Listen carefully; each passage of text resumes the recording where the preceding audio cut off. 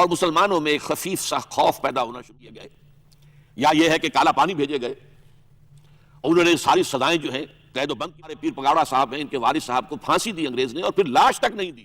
اس کے کانوں میں کچھ ایسی خبریں پہنچی کہ بنگال میں کچھ نوجوان، یہ نظریہ پاکستان فی الواقع کچھ شے تھی بھی یا نہیں، کیا ایسے ہی اسے گھڑ لیا گیا ہے یا اس کی کوئی حقیقت ہے؟ اس پر جیسا کہ انہوں نے کہا ایک کنٹروورسی کافی طویل عرصے سے ہمارے ہاں پیدا کر دی گئی. خلط مبحث پیدا ہو جائے تو ایک بات کتنی ہی یقینی ہو اس پر یقین میں ذوف پیدا ہو جاتا ہے. ان حالات میں ضرورت ہے اس بات کی کہ دیکھا جائے پورے تجزیے کے ساتھ، ٹھنڈے غور و فکر کے ساتھ، کہ نظریہ پاکستان نام کی کوئی شے تھی بھی یا نہیں. اگر تھی تو وہ کیا تھا، اور خاص طور پر یہ کہ پھر اس کا خالق کون تھا. ابھی پچھلے دنوں آپ نے بھی اخبارات میں پڑھا ہوگا، الطاف حسین صاحب نے جو ایم کیو ایم کے لیڈر ہیں، خاص طور پر یہ بیان دیا کہ جو لوگ سمجھتے ہیں کہ علامہ اقبال نظریہ پاکستان کے خالق ہیں وہ بہت بڑی غلط فہمی میں مبتلا ہے. تو آج ہم چاہیں گے کہ ذرا اس مسئلے کو اچھی طرح سمجھیں، لیکن اس کے لیے ہمیں ذرا تھوڑا سا تاریخ کا جائزہ لینا ہوگا، خاص طور پر انگریزوں کے آنے کے بعد مسلم انڈیا کن مسائل سے دوچار ہو گیا تھا اس کا ایک اندازہ. دیکھیے، جب انگریز ہندوستان میں آیا ہے پہلے وہ تاجر کی حیثیت سے آیا تھا، لیکن 18ویں صدی کے وسط میں اس نے یہاں حکومت پر قبضہ کرنے کے عمل کا آغاز کیا. اس سے پہلے ہندوستان میں مسلمانوں کی حکومت رہی. بعض علاقوں پر، خاص طور پر وہ جو ہمارا اس وقت کا پاکستان ہے، ان علاقوں پر تقریباً 800 برس سے حکومت چلی آ رہی تھی. پورے ہندوستان پر بھی تقریباً 400 برس تک حکومت کی ہے. ظاہر بات ہے کہ مسلمان کا غلبہ تھا، مسلمان حاکم تھا، یہاں کے دوسرے ابنائے وطن جو ہیں وہ محکوم تھے. لیکن عین اس وقت جب کہ انگریز آ رہا تھا صورتحال کچھ بدل چکی تھی. مرکزی حکومت جو ہے، مغلیہ حکومت، انتہائی کمزور ہو چکی تھی. حضرت اورنگزیب عالمگیر کے انتقال کے بعد زوال کا عمل جو شروع ہوا ہے وہ تقریباً 100 برس میں اپنی انتہا کو پہنچا. یہاں تک ایک وقت وہ بھی آیا کہ کہا گیا ایک محاورے کے طور پر کہ حکومت شاہ عالم از لال قلعہ تا پالم. پالم ایک گاؤں تھا چند میل کے فاصلے پر جہاں پھر ہندوستان کا ہوائی اڈا بنا، پالم ایئرپورٹ. تو گویا کہ شاہ عالم کی حکومت جو ہے وہ لال قلعے سے پالم تک تھی صرف. بقیہ پورے ہندوستان میں طوائف الملوکی، شمالی ہند میں سکھا شاہی، وسطی ہند میں مرہٹوں کی جو بھی دہشت گردی چل رہی تھی. پورا ہندوستان منقسم تھا ریاستوں میں، ان میں مسلمان بھی تھی، ہندو ریاستیں بھی تھیں. اس سب کے باوجود بحیثیت مجموعی مسلمانوں کا پڑنا بھاری تھا. لیکن 1857 کے غدر کے فروغ ہو جانے کے بعد اور ہندوستان کے براہ راست تاج برطانیہ کے تحت آ جانے کے بعد ایک بڑا بنیادی فرق واقع ہوا. اس سے پہلے شمشیر و سنا کا معاملہ چل رہا تھا تو گئے گزرے حالات میں بھی مسلمان کا پڑنا بھاری تھا. اب جیسے کہ ایک وائسرائے کا قول مشہور ہے، will you be governed by sword اور بائی پین. تاج برطانیہ کے تحت حکومت شروع ہوئی قلم کے ذریعے سے، رول آف لا. اس کے نتیجے میں جو صورتحال پیدا ہوئی ہے، اب ظاہر بات ہے اس کے تحت تو اب تعداد کا معاملہ رہ گیا. اب تلوار تو اب نیام میں چلی گئی، اب سارا معاملہ تعداد کا تھا. تو ہندوؤں کی جو عددی اکثریت تھی اس کے اثرات ظاہر ہونے شروع ہو گئے اور مسلمانوں میں ایک خفیف سا خوف پیدا ہونا شروع ہوا کہ یہ جن پر ہم نے تقریباً 800 برس حکومت کی ہے اب یہ ہم سے انتقام لیں گے. اس پر مستزاد ایک بڑا عجیب فینومینن ہے، اس پر میں چاہتا ہوں کہ آپ توجہ سے غور فرمائیں. انگریزی حکومت جب یہاں آئی ہے تو جو رد عمل تھا یہاں کے مسلمان اور ہندوؤں کا، اس میں فرق تھا. پہلی بات تو یہ کہ ہندو پہلے بھی غلام تھا، اب بھی غلام ہو گیا. اس کے لیے معاملہ کوئی نیا نہیں تھا، چینج آف ماسٹرز. پہلے حاکم مسلمان تھے، وہ محکوم تھا، اب حاکم انگریز ہو گیا، وہ محکوم ہو گیا. لیکن اس کے لہٰذا اس کے لیے کوئی سائیکولوجیکل شوق نہیں تھا، کوئی بڑا صدمہ نہیں تھا، کوئی بہت رنج اور غم اور الم کی بات نہیں تھی.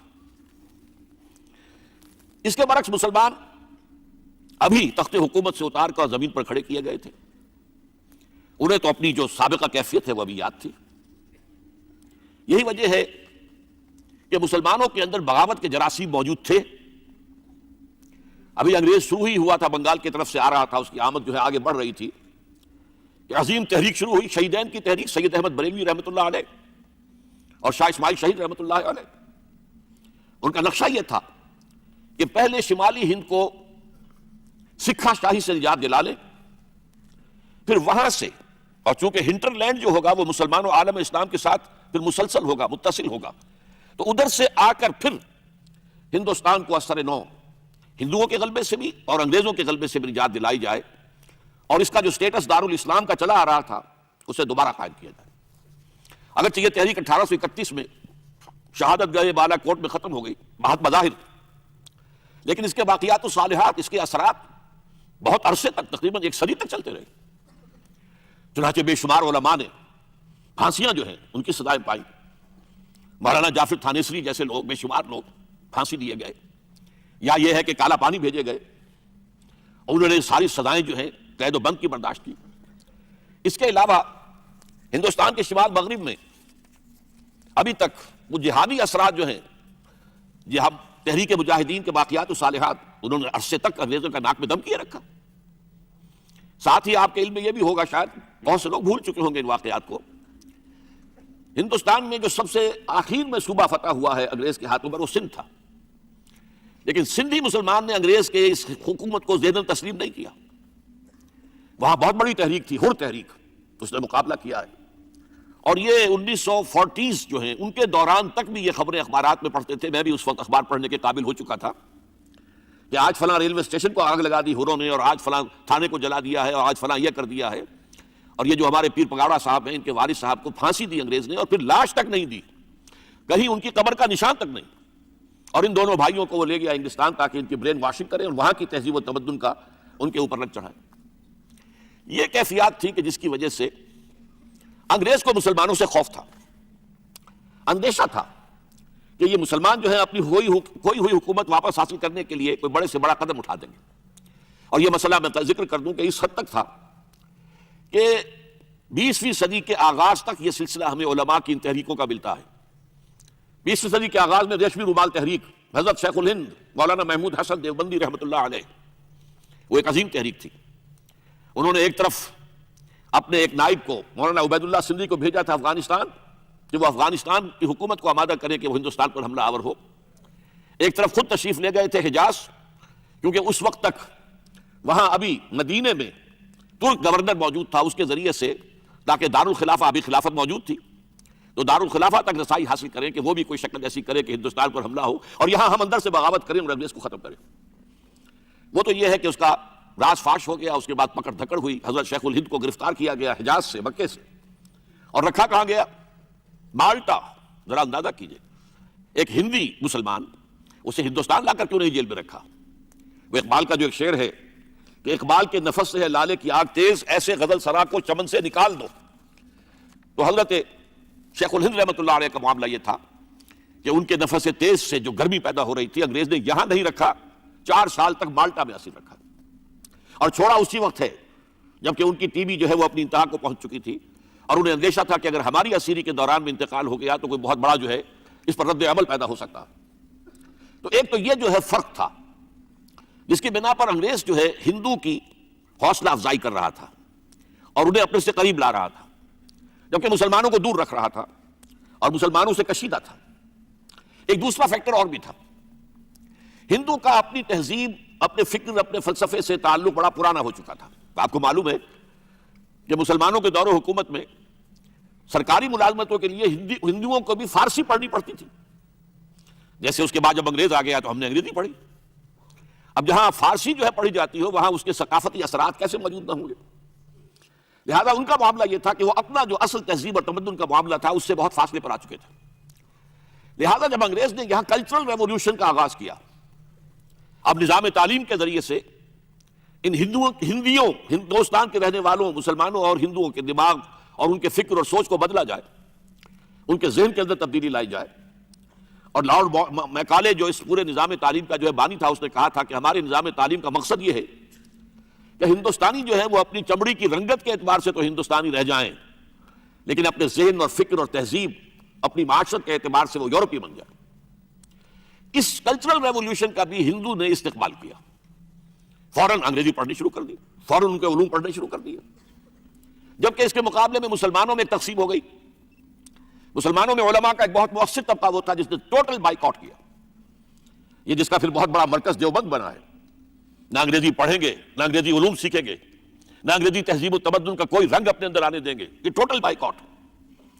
یہ معاملہ جو ہے اس حد تک جا رہا تھا، اور اس سے جو فرق واقع ہو رہا تھا کہ ہندو نکل رہا تھا کہ ملازمتوں میں آگے جا رہا ہے، انگریز کا تقرب اس سے حاصل ہو رہا ہے، اس کی سرکار دربار میں رسائی ہو رہی ہے، اور مسلمان دور ہوتا چلا جا رہا ہے۔ یہ مشہور مصنف ہے ڈبلیو ہنٹر، جس نے کتاب لکھی تھی اور انڈین مسلمانز، اس میں اس نے لکھا اگر یہی صورتحال برقرار رہی تو ہندوستان میں مسلمان یا تو منڈیوں کے اندر پلے دار اور مزدور رہ جائیں گے، یا سرکاری دفتروں میں اگر ہوں گے بھی تو چپراسی ہوں گے، یا زیادہ سے زیادہ دفتری ہوں گے، بس اس کے علاوہ ان کا کوئی سٹیٹس جو ہے برٹش انڈیا میں نہیں ہوگا۔ اس موقع پر پھر منظر عام پر ایک شخصیت آئی جس کا نام سر سید احمد خان، بڑی عظیم شخصیت، اس میں کوئی شک نہیں، ہمیں ان سے بہت سی باتوں میں اختلاف بھی ہے۔ وہ جہاں تک ایک محب قوم مسلمان تھے، مسلمانوں کی محبت ان کے دل میں تھی اور انتہائی اس کے لیے دردمند تھے، اس میں کوئی شک نہیں، لیکن وہاں انہوں نے مفسر کی حیثیت سے اور متکلم کی حیثیت سے جو باتیں کی ہیں وہ ہمارے لیے یقیناً بہت تکلیف دہ ہے۔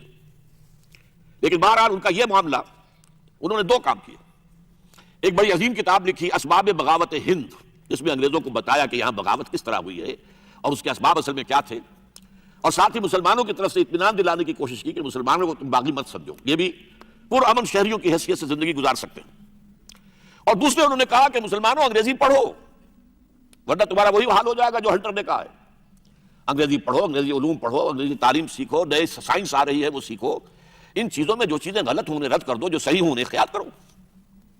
بہرحال اس کی وجہ سے بھی جیسا کہ میں نے کہا مسلمان تو منقسم ہو گئے انگریز کے کلچرل ریولوشن کو قبول کرنے کے اعتبار سے، ہندو نے یکسو ہو کر قبول کیا، تو ہندوؤں کا معاملہ جو ہے وہ انگریزوں نے بھی ان کی زیادہ دلجوئی کی، انہیں اپنے قریب کیا، تقرب عطا فرمایا، مسلمانوں کو دور رکھا۔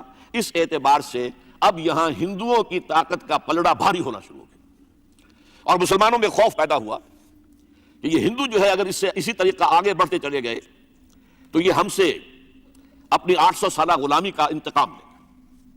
اس احساس کو میں چاہتا ہوں کہ آپ نوٹ کر لیں۔